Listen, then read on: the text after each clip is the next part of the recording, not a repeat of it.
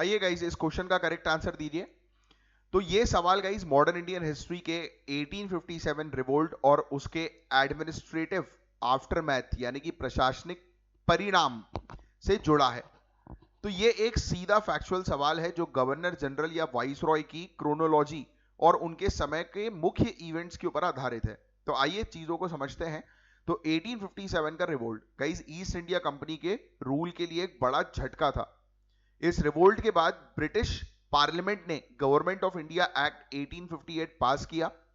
इस कानून के तहत इंडिया का एडमिनिस्ट्रेशन ईस्ट इंडिया कंपनी से लेकर सीधा ब्रिटिश क्राउन यानी कि क्वीन विक्टोरिया को दे दिया गया। गवर्नर जनरल ऑफ इंडिया का डेजिग्नेशन बदलकर वाइसरॉय कर दिया गया। तो आइए स्टेटमेंट के एनालिसिस की बात करें अगर, तो इस नए रूल की एजम्पशन को ऑफिशियली अनाउंस करने के लिए 1 नवंबर 1858 को इलाहाबाद, जो उस समय सेंट्रल इंडिया में एक सेफ प्लेस था, यहां पर एक ग्रैंड दरबार आयोजित किया गया। इस दरबार में क्वीन विक्टोरिया का एक प्रोक्लेमेशन यानी कि घोषणा पत्र पढ़कर सुनाया गया। इसे ही क्वीन विक्टोरिया प्रोक्लेमेशन 1858 कहते हैं।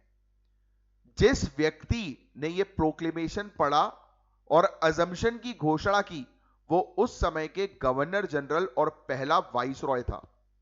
आइए बात करते हैं हम लोग लॉर्ड कैनिंग की।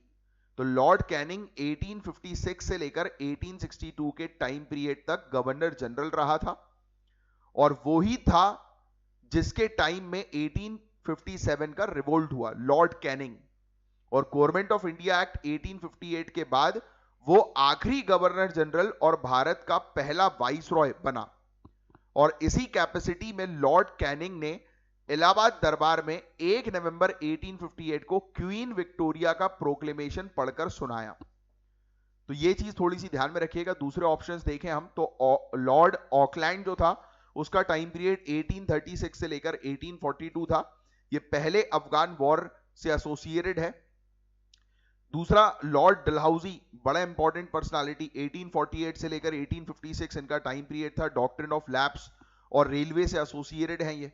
इनका टर्म रिवोल्ट से पहले ही खत्म हो गया था। लॉर्ड हार्डिंग की बात करें तो 1844 से लेकर 1848 तक का इनका पीरियड था। ये सेकेंड एंग्लो सिख वॉर से एसोसिएटेड था। तो क्रोनोलॉजी थोड़ी सी जो है वो ध्यान में रखिए। आज के आज ही जितने भी ये हम लोग को ब्रिटिश के टाइम पीरियड के देखने को मिलते हैं ना, A to Z ये वाइस रॉय, गवर्नर जनरल्स, इनका बिल्कुल टाइम पीरियड याद रखिएगा।